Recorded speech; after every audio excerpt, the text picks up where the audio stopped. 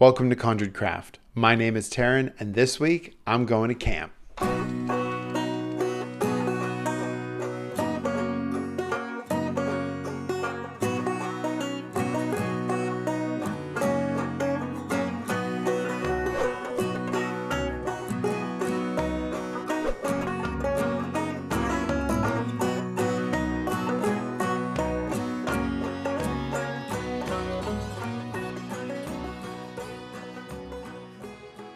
For a first-time hobby event, Kamping Kitbash had some pretty lofty goals. Uniting hobbyists who are famously introverts from all over the world, challenging everyone to create new artistic pieces in a collaborative setting, all while fostering a diverse and welcoming experience for complete beginners. And the crazy thing is, they nailed it. A huge team of organizers and volunteers were able to source enough tools, materials, bits, and food to keep 60 nerds happy and crafting for 3 whole days. That in itself is a massive achievement, and it was made all the more special by being hosted in a gorgeous venue in the heart of Ghent, one of the most genuinely magical cities I've ever had the pleasure of visiting. If you look hard enough on your travels, you might see a fairy or gnome wandering the streets. From my perspective, this is the best hobby event for people who want to make minis, learn something new from members of the community, play a bunch of silly games, while making friends with a bunch of wonderful goblins.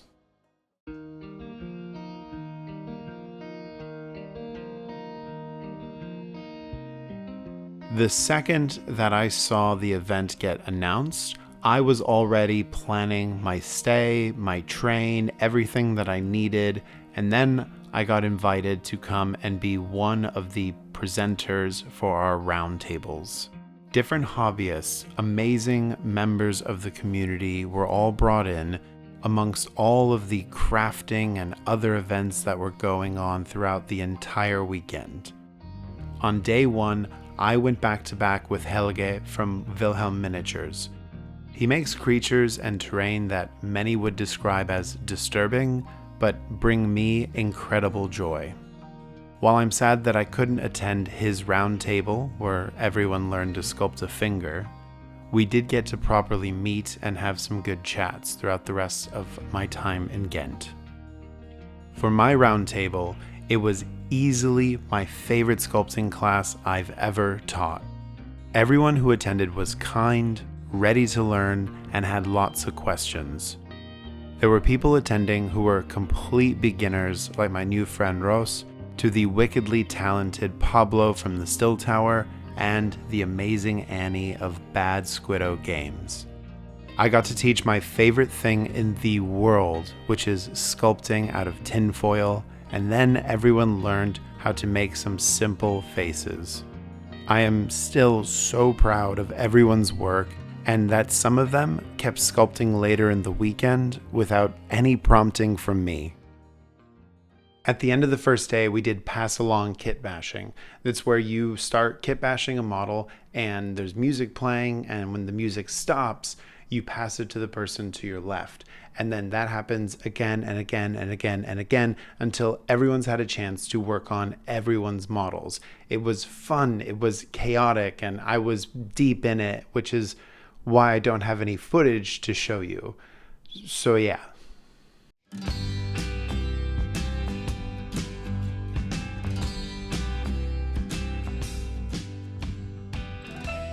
Moving right along, there was the panel I was most excited for, and that was experimental painting with Anna from Gardens of Hecate.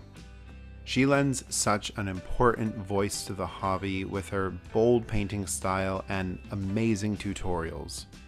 I painted up a weird little spider night haunt that I kitbashed in about a fraction of the time that I normally would, so I'm just gonna say it was thanks to her. Later in the day was molding and casting with Arjan from Atelier AG.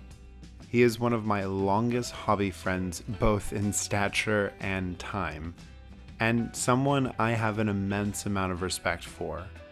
Not only did he bring all the materials he needed to teach the fundamentals of mold making, he also sculpted, molded, and casted an original Pebbles the Goblin, the mascot of Kamping Kitbash, which was available for purchase at the event, and I absolutely picked up my own. In and amongst these panels, we had lunch and dinner organized by the event committee, and later that night, a silent disco where they had live visuals being produced using the miniatures from the Pass Along Kitbash session. I had a fun time cutting some mean shapes with a few other participants, but most people just continued crafting away to the last possible second before we had to call it a night.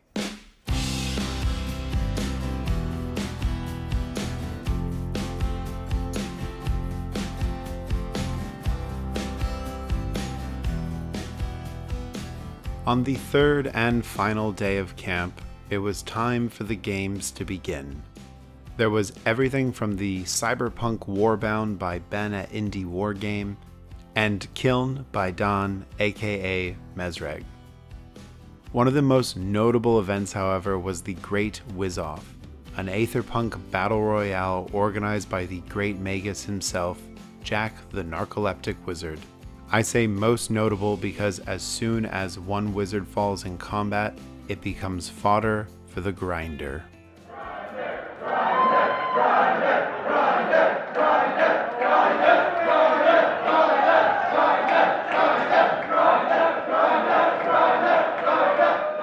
The last roundtable for the weekend was hosted by the enigmatic Tara, or as you probably know him, Mangling Minis. I wanted to attend this roundtable not only because Tara was an absolute sweetheart when I met him at TurnipCon, but because it was all about making your own miniature game. And I would be a hypocrite if I didn't challenge myself to try new things, one of the core tenets of any good conjured craft project. Under his tutelage, I worked with my new friends Hannah and Ryan, and together we made Spring 28. A short game about animals just trying to stay hydrated. We have the skeleton of a game done, tested it a few times, and I saved a copy of the rules, so I will make an effort to revisit it in the future.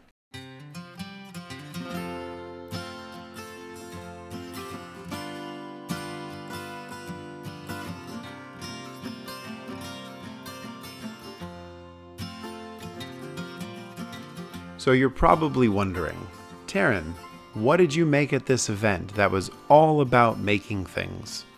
Well, before attending, I had a list of miniatures, bits, projects, just all kinds of stuff that I wanted to tackle over the course of the weekend.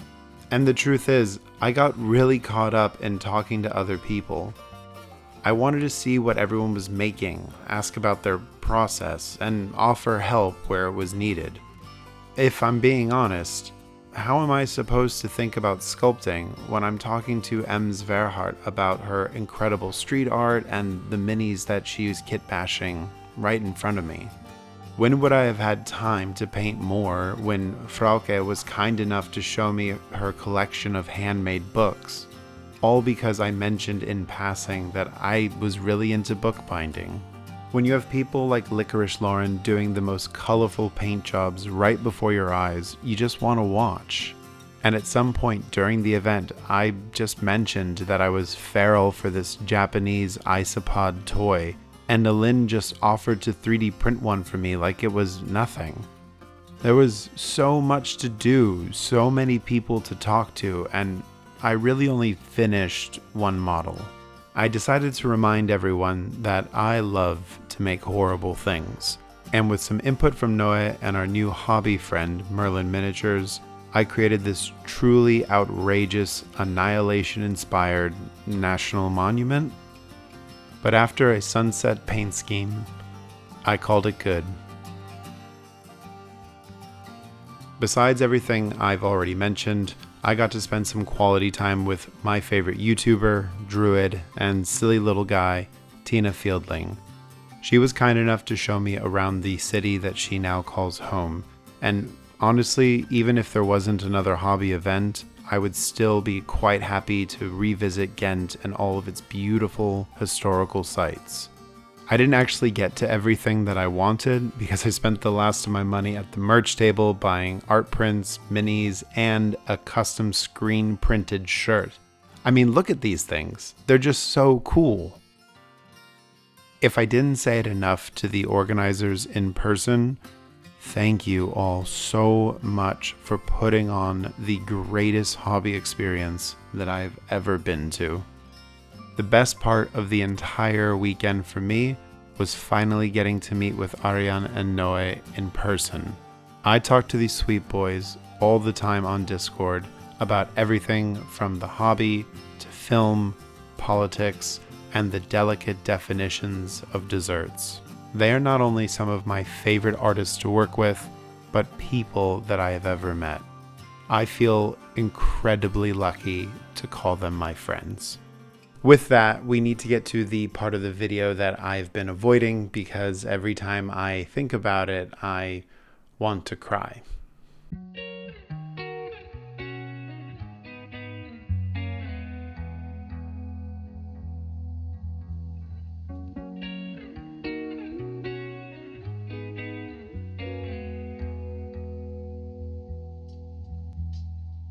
Unlike a hobby event that focuses on technical skill, Kamping Kitbash continued their mission statement of fostering community with the following awards. There was the most chaotic paint scheme, the best beginner to the hobby, the most thought-provoking miniature, silliest little guy, king of the game rules, and our queen of bingo. Finally, there was the award I won, which was most collaborative participant, and it was voted on by the community.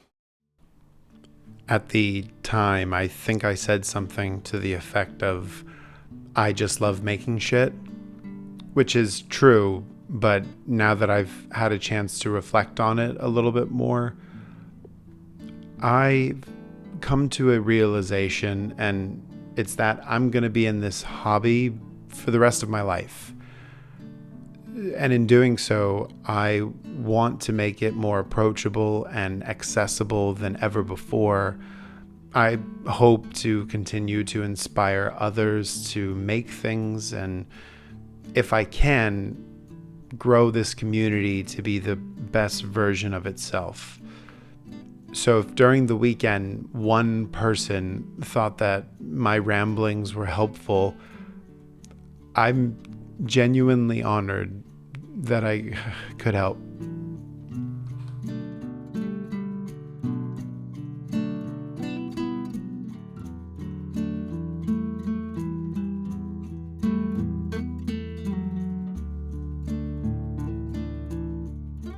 Thank you once again to the organizers for inviting me and putting on this event. I've shared the socials of all the people I mentioned and met this week in the description below. Please follow them, share their work, and support them when you can. This is the third time I've covered a hobby event, and I feel like they're just getting better every time I go. If you like these videos and want to see more, please let me know by leaving a comment, liking the video, and sharing it with your friends. If you want to help me spread the joy of the hobby more directly, consider joining my Patreon, purchasing one of my games, books, or other digital content, or getting a shirt from my shop. Until next time, I'll see you soon.